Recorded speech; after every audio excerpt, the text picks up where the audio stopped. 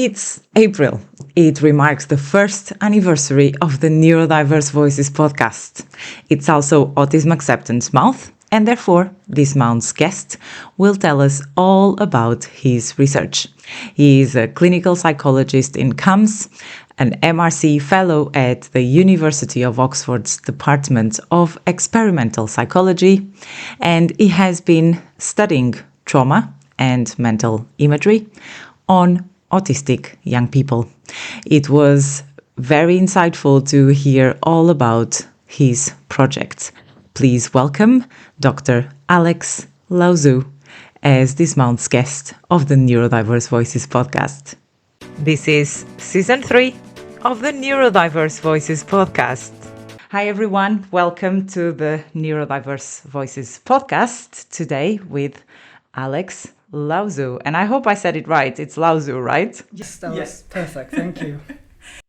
Hi, Alex. How are you? I am very, very good. Thanks for having me. You're very welcome. Thanks for being here. So I connected with Alex at one of the neurodiversity special interests group that we are both part of. This was around summer, I think, of this year. And with Alex being a researcher at the University of Oxford, he's based at experimental psychology and currently working on a study about mental imagery in autistic young people. I thought it would be a great idea to have him as a guest of the Neurodiverse Voices podcast. Yeah, thank you. I'm really, really excited to be here. Great. Right. So shall we dive into the questions? Are you ready? Yeah. Okay. So the first question, it's more about of an overview. If you can tell us about the research project that you're working on and what has led you to focus on mental imagery in autistic young people.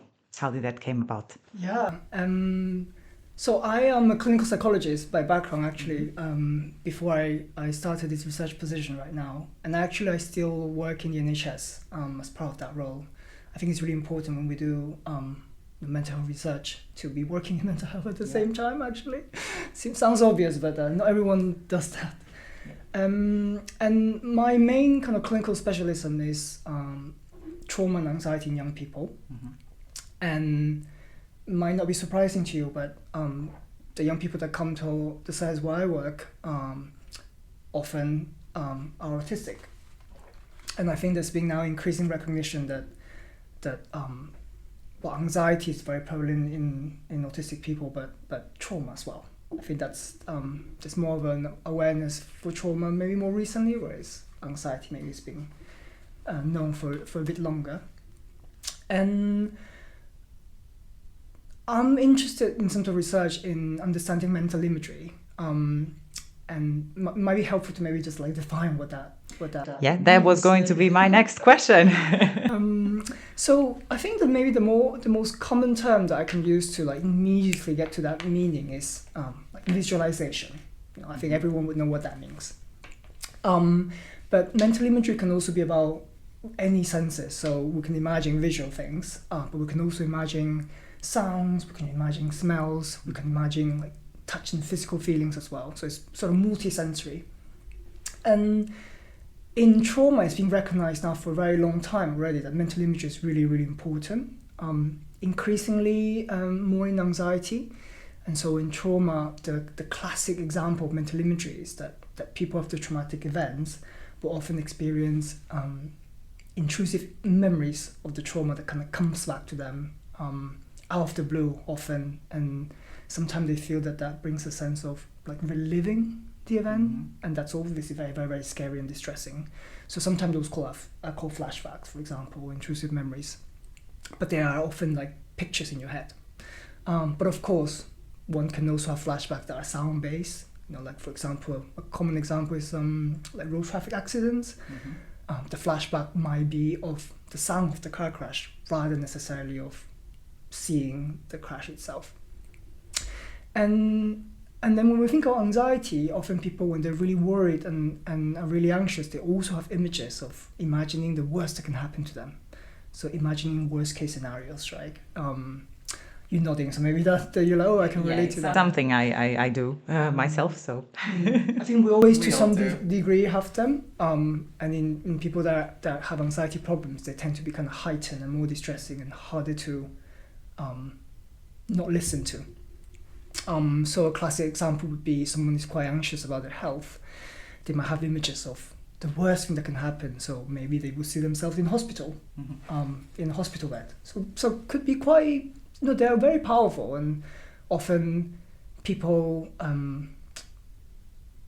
they can feel very real, which means that people would start behaving like it's already real, and so that often escalate the anxiety.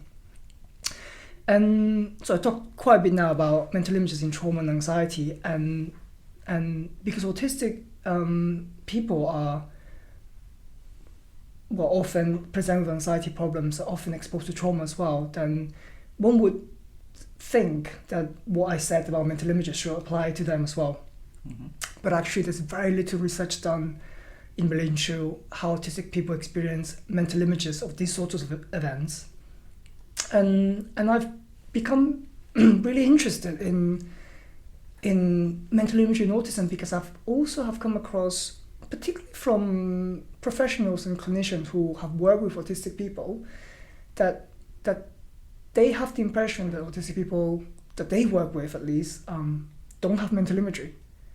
And so I found that quite fascinating because autistic people I work with have often really enjoyed talking to me about their mental images and using therapeutic techniques that involve like changing the mental image to change their emotion. So this sort of contradiction, I found that kind of quite interesting, but also I think really important to research because we want interventions that we are developing to work for everyone that we see.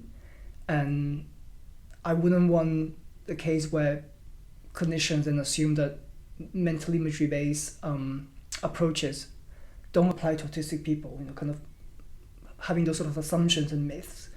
I think ultimately there's a lot of diversity in the autism spectrum, as we now know, and probably there's some truth that some autistic people cannot or really struggle with mental imagery. So you might have come across the term aphantasia. Yes. Yeah, which now is sort of there's a lot of research up and coming in that area of people that claim that they cannot experience mental images. So maybe some autistic people also have aphantasia, but maybe some autistic people also really, really good are using mental images. And we've known for a long time that that we often see quite like strong visual strengths in autistic people, like in the arts, for example. This idea that some autistic people at least are really good in thinking in pictures has been floating around for a while now. Never kind of properly researched, surprisingly, but I quite like the idea that when we think about how do we improve interventions for everyone and for autistic people specifically, can we use something that maybe plays to their strengths and play to something that they find particularly more engaging? And I think thinking about mental images and talking about mental images and using mental imagery in intervention gives us a different tool compared to just sort of verbal discussions and debating, if something is true or not in your head. Definitely, yes. And it's very good to see this kind of research and interesting that that contradiction, really, because very often visual aids are used to actually prompt speech and prompt communication with autistic young people, right? So how is it that we've been believing until recently that autistic young people or people in general have aphantasia and they cannot think in pictures? And actually just thinking about Dr. Temple Grandin, who is one of the oldest advocates and autistic herself, she thinks in pictures. Yeah. So it's I think she might have even coined that phrase. Yes. Kind of thinking in pictures. I think her thinking might have changed a little bit in recent years, sort of initially this idea of thinking of pictures and then, maybe not necessarily claiming that all autistic people do, but at least some do compared to the kind of neurotypical population.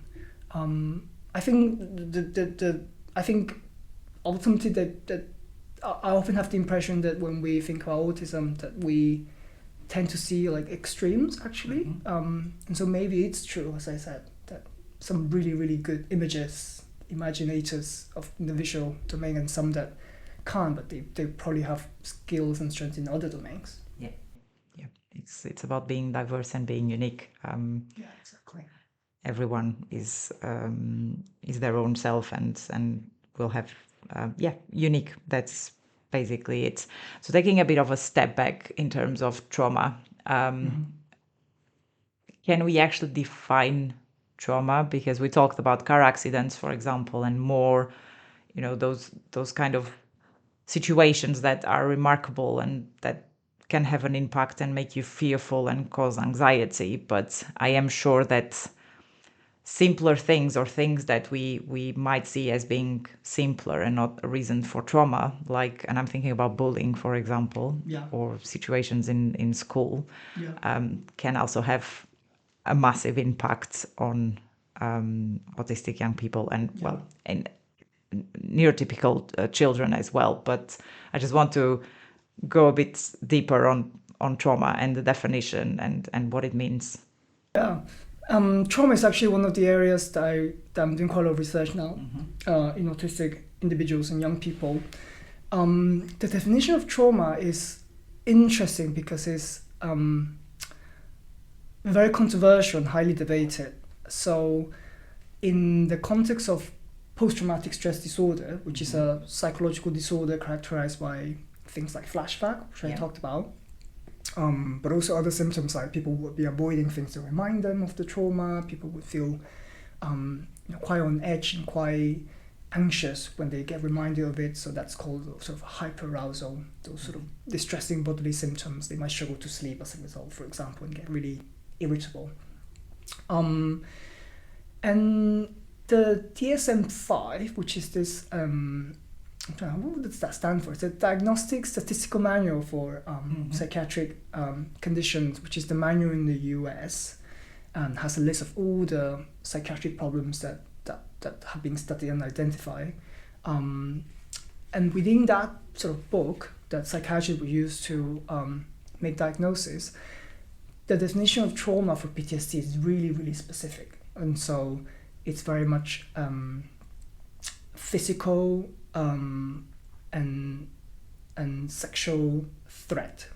It could be a kind of real physical assault, for example, or it could be a threatened physical assault. And same happens for some of the other domains, like sexual harm, for example. So a car crash is like a typical example where someone could have died or witnessed someone else dying, and if we kind of go by the book and use definitions of PTSD from that book, then not everything that's stressful is trauma. There's something they would, from the book sort of argument, there are only very specific types of things that can count as trauma. But what's been really interesting, including some of the work that I'm doing right now and others beginning to do, is that autistic people seem to find many or a wide range of things traumatic. You mentioned bullying. I think that's like the most common example, actually. And with bullying, I suppose it's tricky because sometimes in some cases of bullying, it can involve physical threat and physical assault. But sometimes with bullying, it can be a little bit more like subtle, or might involve things that can be quite scary, but nevertheless not a physical assault or threat, like shouting. And actually, a lot of autistic people that I've spoken to and having part of participants in my research often talk about bullying as something that they've experienced as traumatic. But also there are other things that they will have mentioned, like things that involve sudden change or loss of uncertainty. So someone in one of my piece of research that I've done recently have mentioned moving house. And so, something so simple as I was saying. Exactly. But yeah, yeah, it makes sense. And for some autistic young people, it's the transition from primary to secondary school, and sometimes it's the changes in the kind of social demands. Other times it could be, also the extra noise that comes with many teenagers in bigger classrooms suddenly, right? And those sort of examples I mentioned, they wouldn't necessarily count as trauma in the context of a PTSD diagnosis and this DSM-5 manual. But what's been really interesting is that across research in adults and also now in young people, it seems that not only autistic people feel that those wider events are traumatic, but also they seem to experience to this kind of similar level for post-traumatic stress symptoms in relation to those, let's call them like atypical traumas, as the more kind of typical type events. So the way they're reacting to it, that sort of traumatic stress response, based on the questionnaires that we have at the moment at least, seem to be comparable to these more traditional events.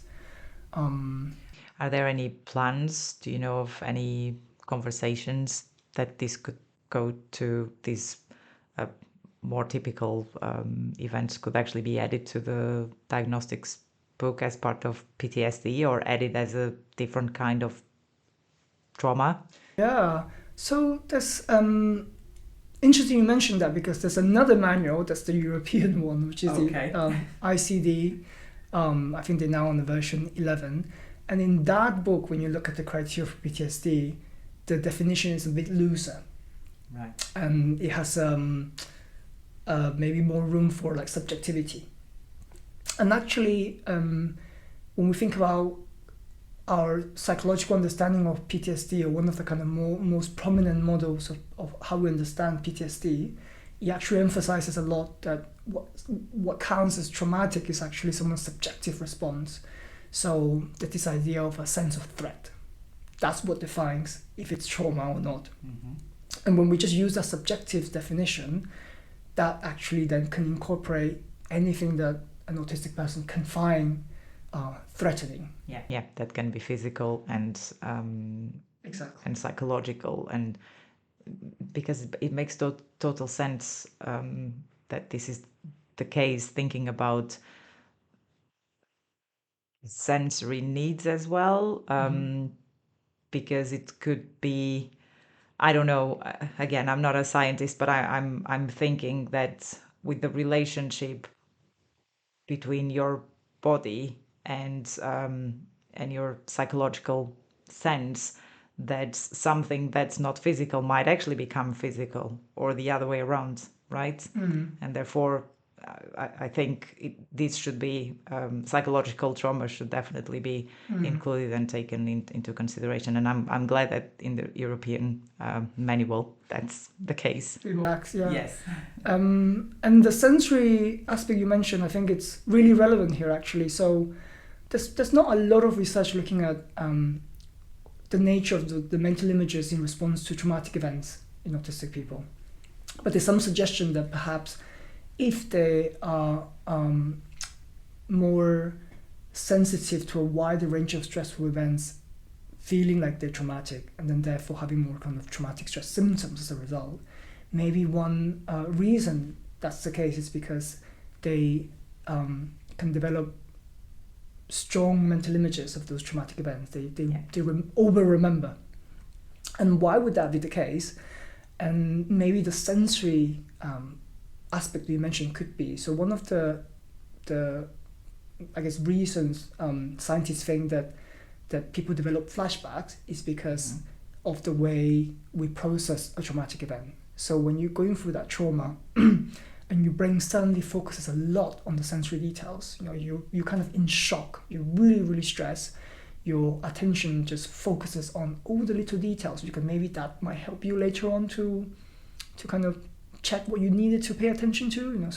So as an example, people pay attention to like the color of the car or the number plate, like this sort of very small unique details. And if an autistic person is very sensitive to sensory experiences, maybe during a traumatic event, those sensory sensitivities are even more heightened. And then the memory that you have as a result of that trauma then has a lot of those sensory qualities.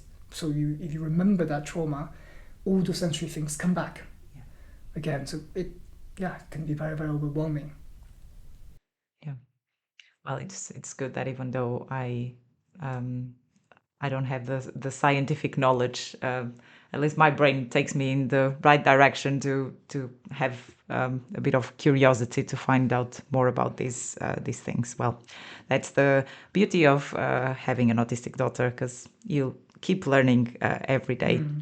Thank you for sharing, Alex. That's really informative and great to see that research like this is happening.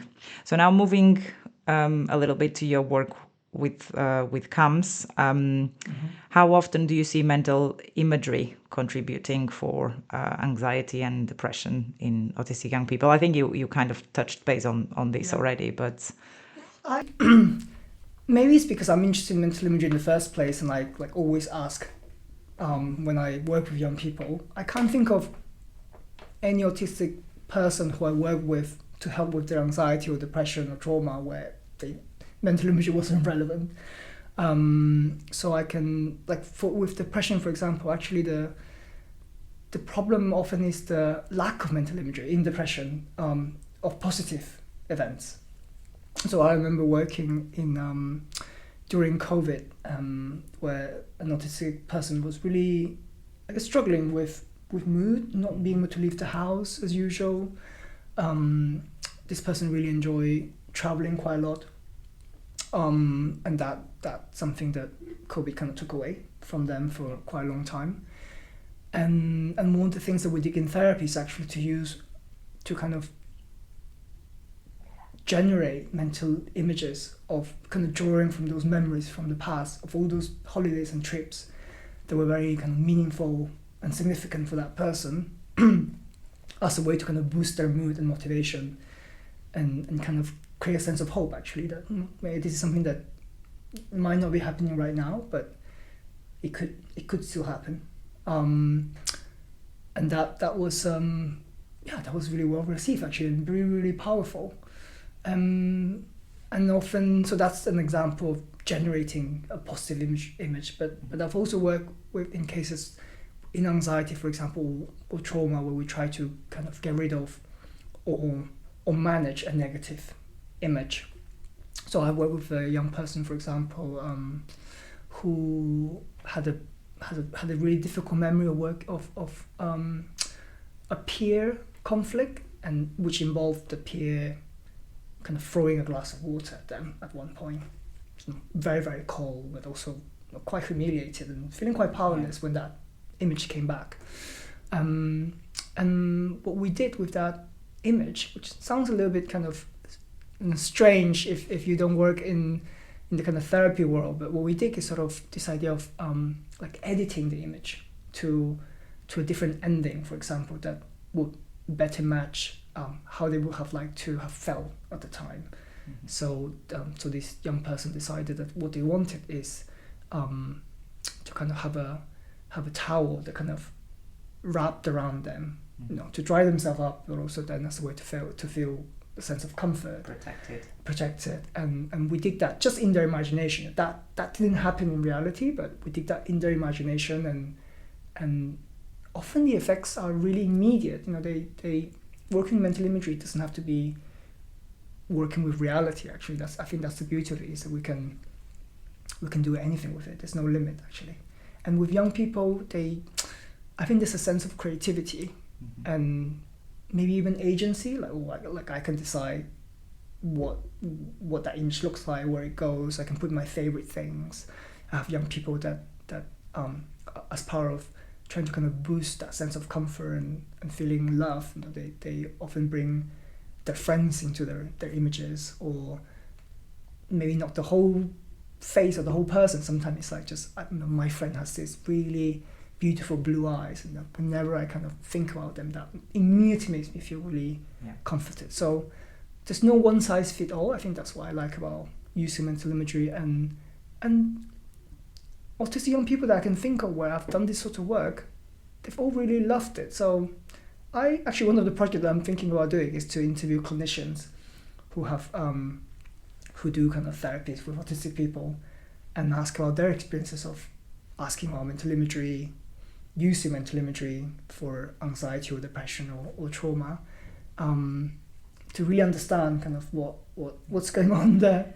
That's very exciting, and I was actually going to ask how much is this therapy method is being used. If maybe you don't know, that's why you need to interview the clinicians. But do you know any other colleagues who use it?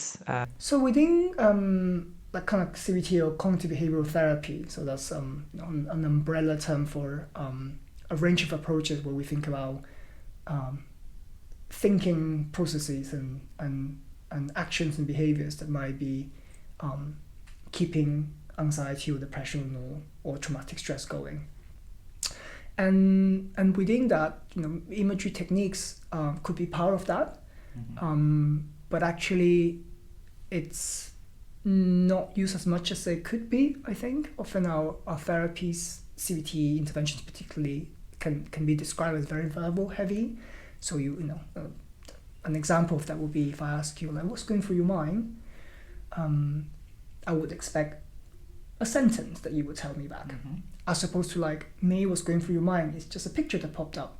And often people don't talk about their images unless you ask them directly. Specifically, yeah. And I think we probably don't ask enough in therapy, and therefore we don't get that back. And what's interesting, I think, for kind of mental imagery autistic people is that from some of the research that I'm doing now, it seems that there's more of a sense of multisensory element, sometimes mostly sound-based or mostly smell-based. I think in the research that has been done with mostly neurotypical samples, there's a visual bias. I think maybe naturally because like we perceive the world through our eyes, and that's how we tend to describe the world and do our research. But some of the work that's going on in my group at the moment, trying to understand mental images of anxiety in autism, it seems like maybe a wider sense of sensory elements in those images, and so maybe we might miss it if we don't ask about sounds or physical sensations, which I think are often quite relevant to autistic people. Yeah. That's very interesting, and I'm a bit curious. So, for example, with that young person you mentioned that was thrown a glass of water, I'm just curious to see how, or to understand how the therapy session will run for this. Is it? Do you just ask the person to imagine it, or do you actually use visual aids? So was there like a photo or a drawing of the towel being next to the person? How does it work? Both ways, actually. So that specific example that I mentioned, we didn't use any kind of visual aid. I think that young person was very good at just talking about the images and felt quite confident sort of describing it verbally. So it's almost like developing like a movie script, and then rewriting the script. But for another young person, I'm thinking about it. One of the images that really helped them feel quite kind of calm and comforted is actually thinking about like Taylor Swift songs and images of kind of videos, music videos from Taylor Swift music, and for that young person we would be drawing things as we talked about. Okay, so it really depends on the individual and on the young person. That's really interesting. And are there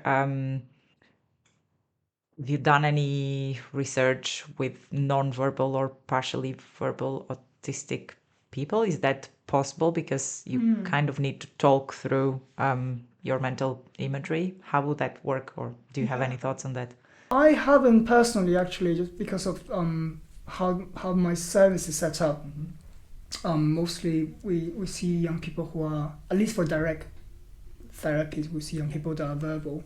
But I have a colleague who's now based in Birmingham, who is doing research on mental imagery in people with learning disabilities, on the kind of mild to moderate level, some of which will also be autistic, and she has shown that well, not only people with learning disabilities can experience mental images. It depends on how you ask, and maybe it needs a little bit more scaffolding, so more.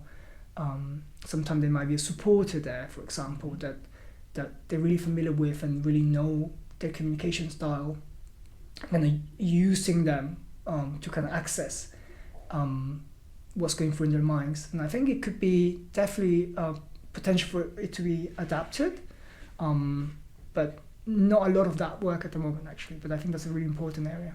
Yeah, well, again, that's really good to see, because there are loads of autistic young people that can be just partially verbal or non-verbal at all. So the way I see it is that we shouldn't exclude those autistic people from research. So it's good that there's a start there, and the learning disabilities public kind of represents that side of things at the moment. So that's good. Right, I think you answered my my next question, which was how can understanding mental imagery help improve mental health support autistic individuals receive. Is there anything you would like to add? I've recently kind of come across some clinical guidance guidelines on how we should adapt therapies like CBT for autistic people. And one of the things that I came across was this idea that we should be focusing on behaviors rather than what we traditionally call cognition, so thinking. Okay. Thoughts. And I was like, that I can see why someone might say that and might suggest that. And that probably applies to some autistic people, but I actually think that's based on an assumption that when we talk about thinking, we talk about verbal thinking. Yeah. And I wonder whether if we expand our views on what thinking means, and that a lot of our thinking is in imagery, that actually we can also use, be curious about thinking in autistic people by thinking of mental images. That's very interesting, because I'm just thinking about myself, and when I think, I'm speaking to myself. There is a speech there, right? So that's exciting. Yeah, but if it happens, hopefully. Yes. Yeah, no, that's good. It's good to see all of this innovative research coming in support of the neurodivergence community. That's really good.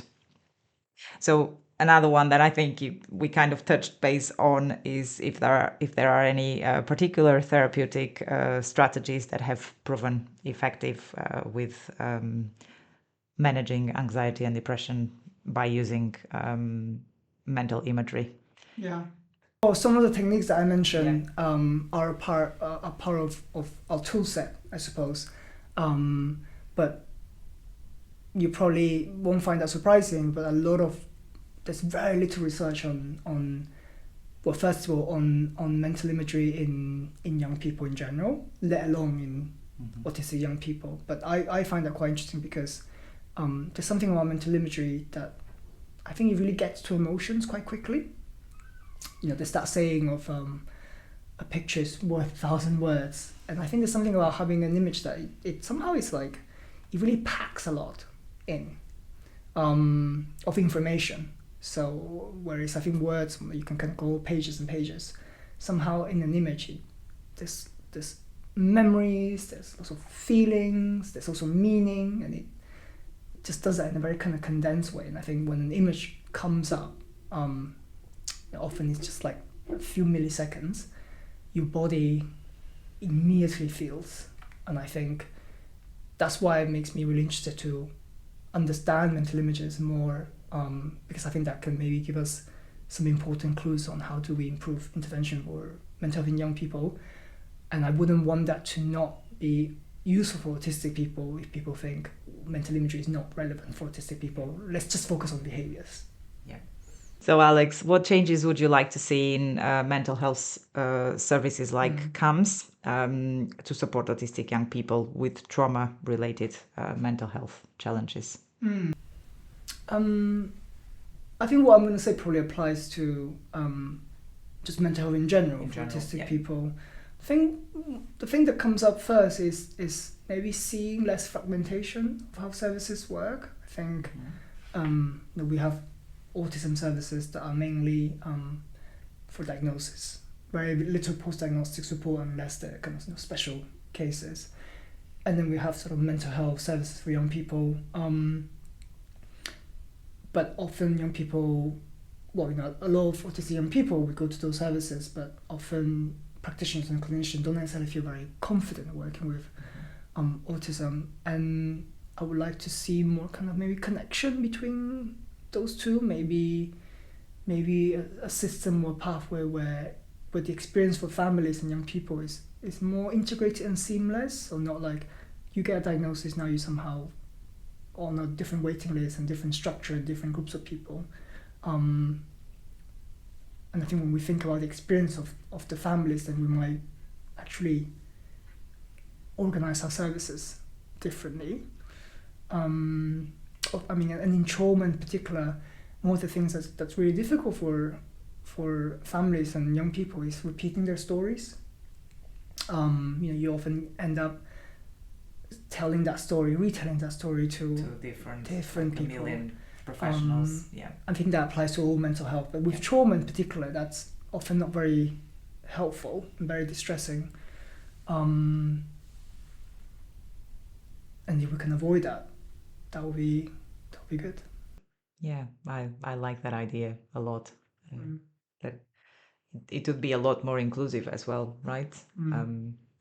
It's interesting because I had never thought about it that way, because there's also the waiting list time, which is huge at the moment, sadly, and it feels like no one is getting the support in the right time frames, and it's having an impact on families and young people. But yeah, I really like that idea. We should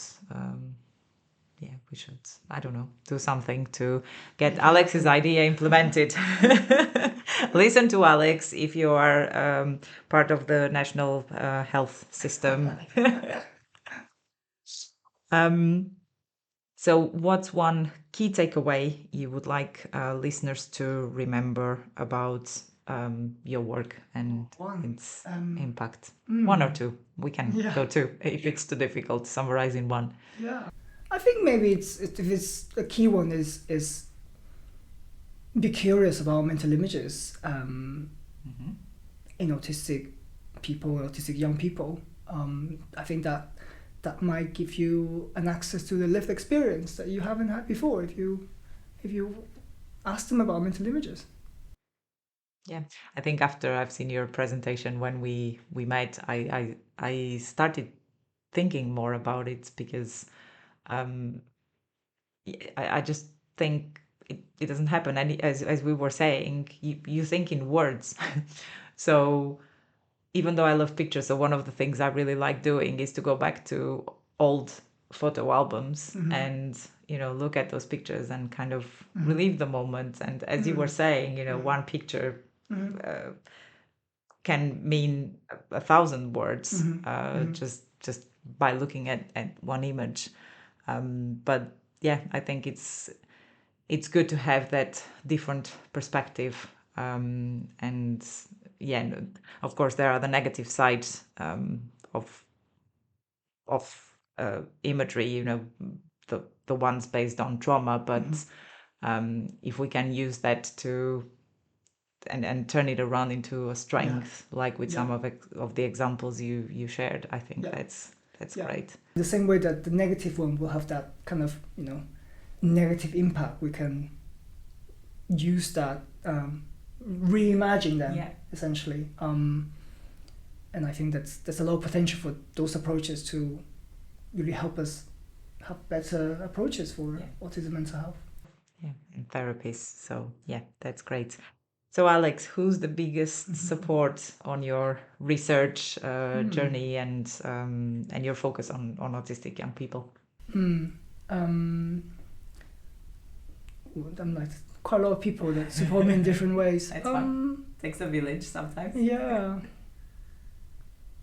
Well, I suppose maybe I'll say my partner. Just I've had a partner who's been with me for almost a decade now. It's a very long time, and naturally in that period, all your highs and lows are seen by this other person. Yeah. And I guess despite that, we've stuck together. So I think that at the end of the day, kind of what really matters is just the people around you, isn't it? Yeah. Well, that's impressive. 10 years together. That's good. We always love, I always love a good, long-lasting love story. So that's good to hear. That's me being cheesy. That's the real me. So how do you treat, so we were talking about all your work, but how do you treat yourself with regards to your well-being? Any hobbies? I think that's always a work in progress, isn't it? So we were talking about before how busy life can get. I always try to, I really like kind of performance art actually. So whenever I have time, I try to kind of see a show, like go to the theatre, love going to the cinema, like seeing a show. That's kind of takes my mind off. Like, probably in another life I wanted to be a performer of some kind. It's too late now. It's never too late. Don't say that. It's true. It's never too late. And who is your biggest inspiration? My biggest inspiration, maybe my parents. We're very different because we come from very, very different backgrounds, and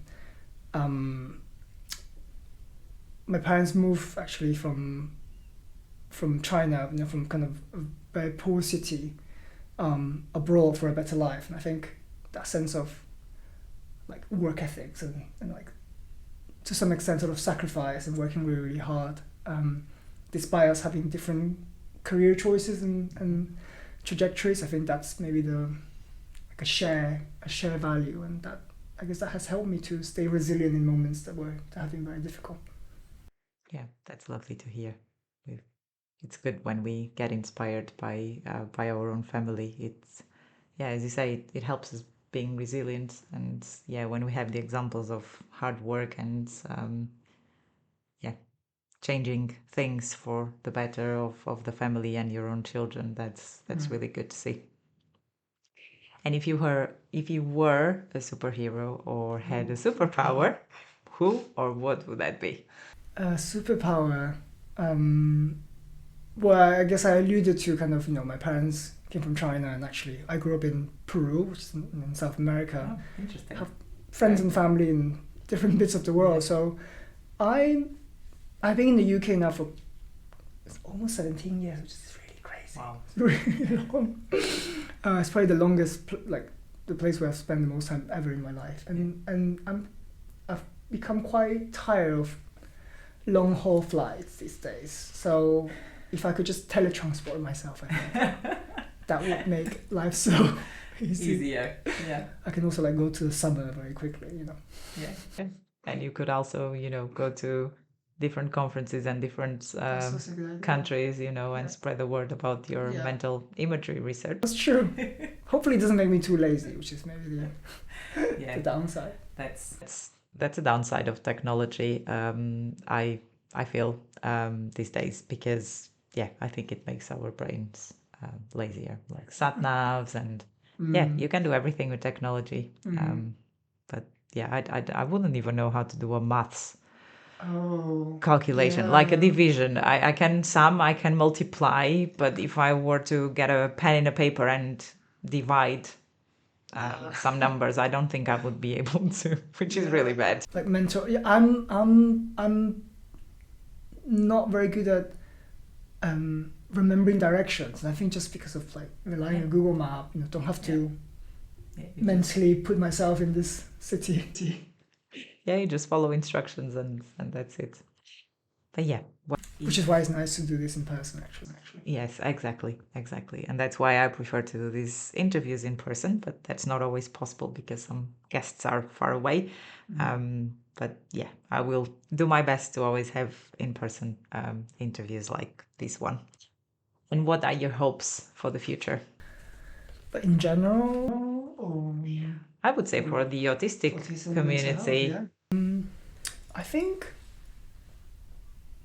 more effective, more accessible interventions that work for all autistic young people. I think maybe being a little bit more creative in the way we do that. Often what I've seen in research and practice is that we start from what works for neurotypical individuals. Let's sort of adapt, translate that. I think there's something quite important around starting from autistic voices, like autism community, autistic strengths, and do it the other way around, actually. And I wonder whether if we start from there, what we end up offering would also look quite different. Yeah. And more powerful. Yeah, that's good. Thanks for sharing, and hopefully one day we will get that. I really feel like it's wishful thinking, isn't it? If we all put our wishes that we send them out, eventually things will change and will be better. I'll keep doing that. Yeah. And finally, Alex, if your heart had a voice, what would it tell us? If my heart had a voice, I think probably that I would almost like a world where people would feel most safe to have empathy for others. I think I think the world is going through so much at the moment, lots of very challenging events in various areas of the world, including in the UK, and understandably we probably have less space for compassion for others, but I would like us to kind of remain able to do that for others, and I think that'll be a better world. Yeah, it's a good reminder. Be kind and be empathetic, because we need more of that. Alex, thank you so much. It's been a really great conversation. Thank you again for the opportunity for letting me interview you for the Neurodiverse Voices podcast. And yeah, I'm pretty sure we'll stay in touch, and hopefully in 1 year time or in some time you can come and tell us any more findings of your research project. Thank you much, Andrea, for having me here. It's a pleasure and a real honor to be part of your podcast. Thank you. Thanks. This is season 3 of the Neurodiverse Voices podcast. I hope this has been an insightful episode and that it brings you hope in terms of research in autistic young people. I would like to thank Alex for such an incredible interview and for bringing autism into his research. Thank you for listening or watching to the Neurodiverse Voices podcast. I wish you the rest of a happy Autism Acceptance Month. As an advocate, although we should be talking about autism throughout the whole year, this month gives us the opportunity to start using our voices to raise awareness, just like I did 1 year ago with the Neurodiverse Voices podcast. And together we can do it. Here's to another fantastic year of podcasts, and to all of you, thank you for being on that side, and remember to subscribe and follow to stay updated with the latest guest episodes. Bye.